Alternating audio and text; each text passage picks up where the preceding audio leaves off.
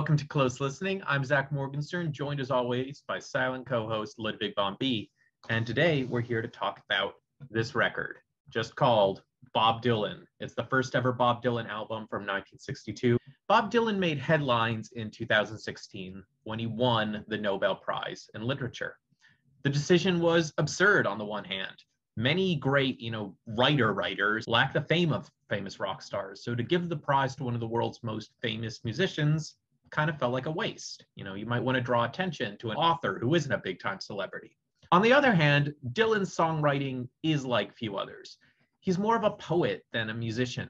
And the sheer amount of wordsmithery that goes into many of his especially long songs means he is undoubtedly a member of the literary community. So basically, if you view the Nobel as a chance to draw attention to an underappreciated part of the world art scene, Bob Dylan wasn't a great choice. If, however, you're trying to make a statement about the history of the written word, then Bob Dylan is a perfect choice because Bob Dylan was a poet who somehow made it into the popular music scene. That said, what is fascinating about Bob Dylan is that on his very first record, he wasn't this poet. He wasn't showing that he was. Instead, he kind of takes the sound of Woody Guthrie and many other folk legends and puts them into his magnetic, smirking 20-year-old mouth. So Bob Dylan, being this mysterious creature who has the voice of the universal folk singer, is kind of the first reaction I had to listening to this record. Bob Dylan's singing is often described as bad. He's the most famous bad singer. But I doubt that was how it was experienced when Bob Dylan sat on the couch of music producer John Hammond in 1962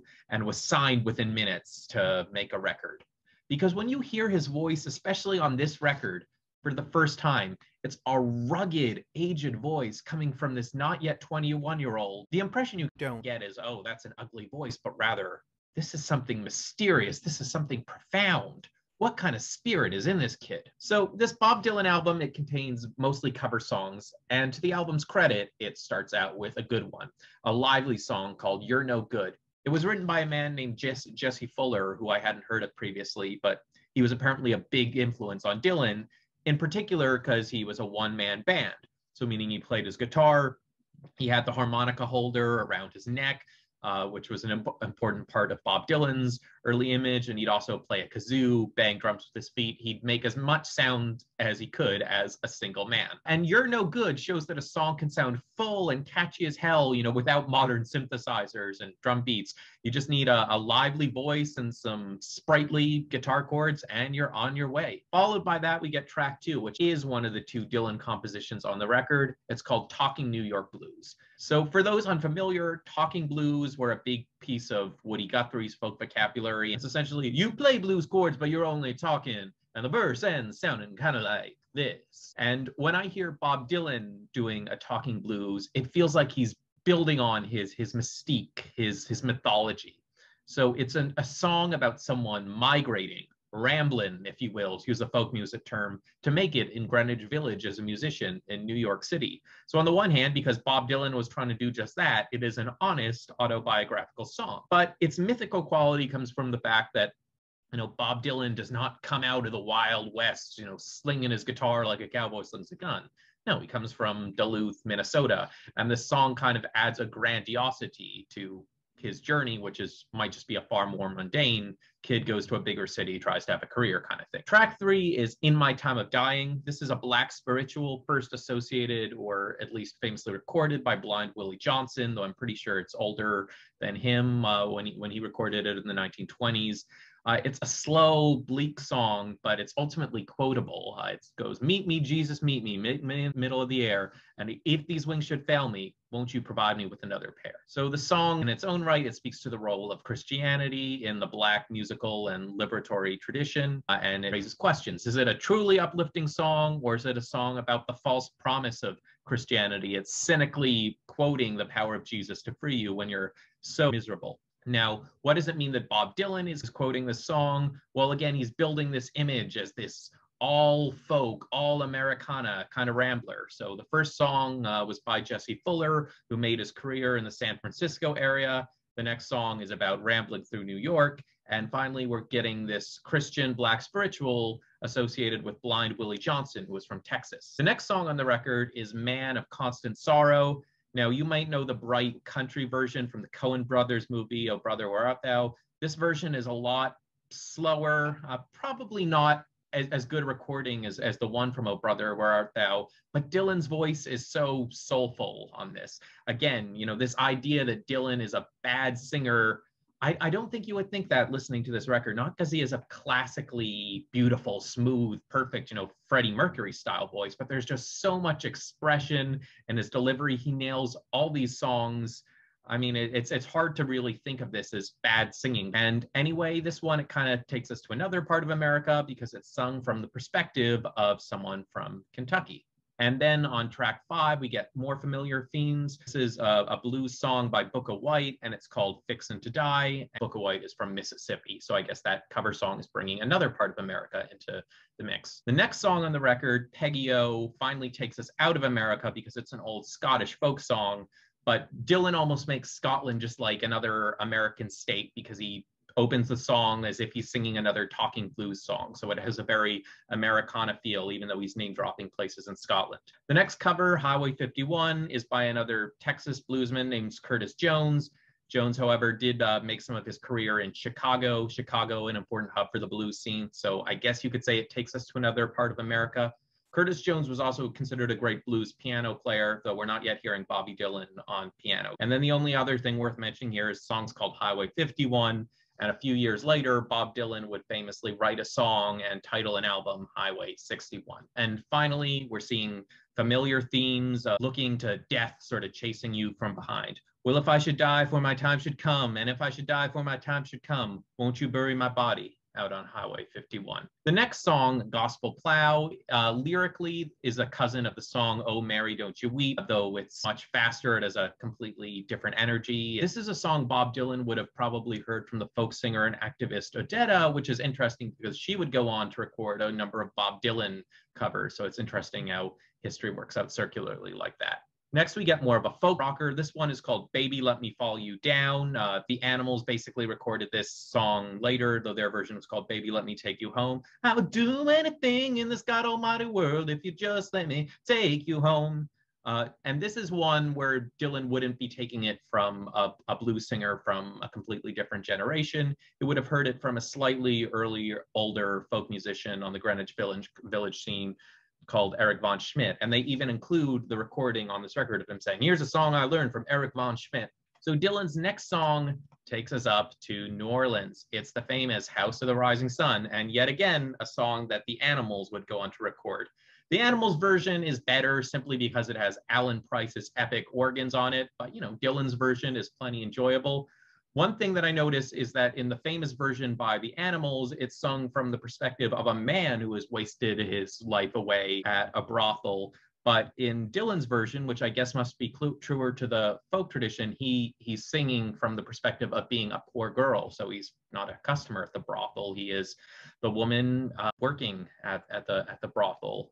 So it's interesting that he didn't feel the need to change genders, change perspectives there. The next song was written by a Kentucky hillbilly singer. His name was John Lair, but then it was redone by a black blues singer, Mississippi Fred McDowell. It's a song about living and adventuring on a train, so more of that rambling mythos, and that one is called Freight Train Blues. Finally, we get to the other Dylan composition on the album, and the one that's the closest thing on this record, I guess, to being a Bob Dylan classic.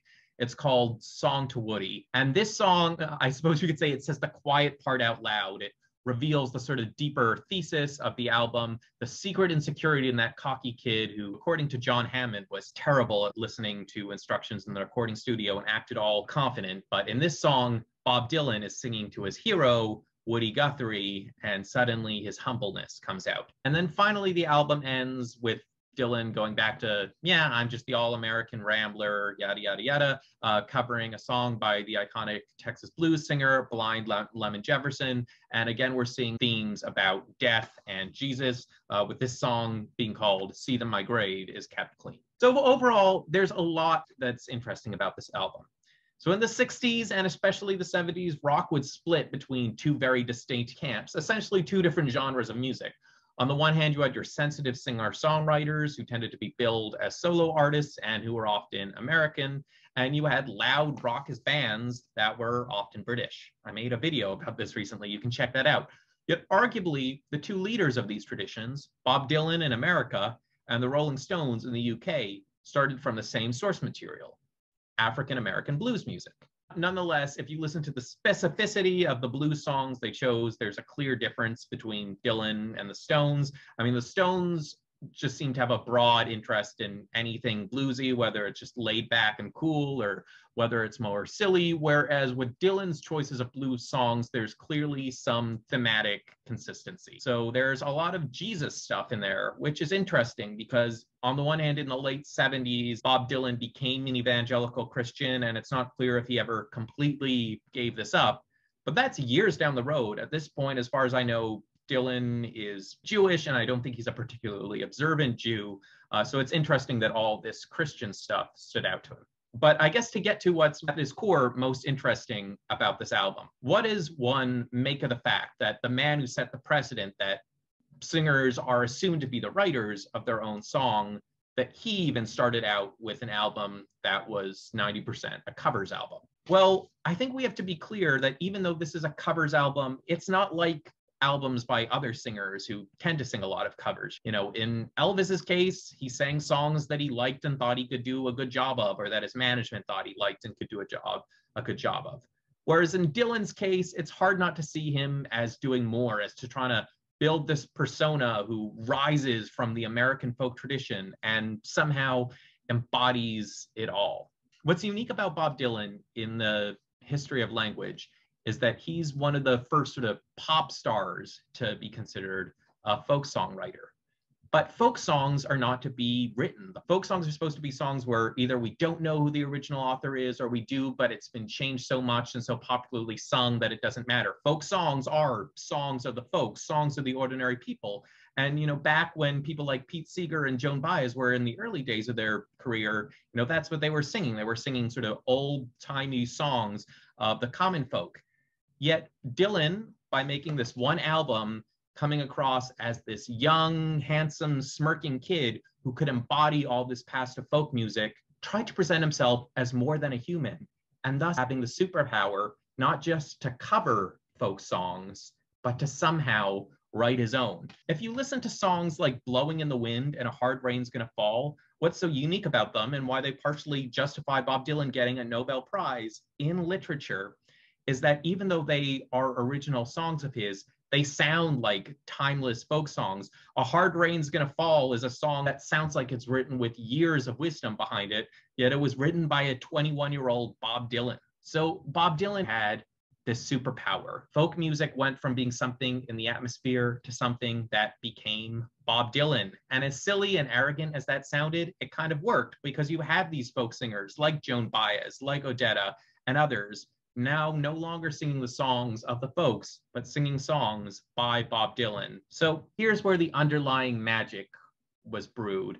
And it's a pretty interesting record to listen to, and especially interesting if you think of it as playing in that role in Bob Dylan's mythologization. Hope you check out the record. I think it's a pretty good one. I'm Zach Morgenstern. This is Ludwig von B. See you next time.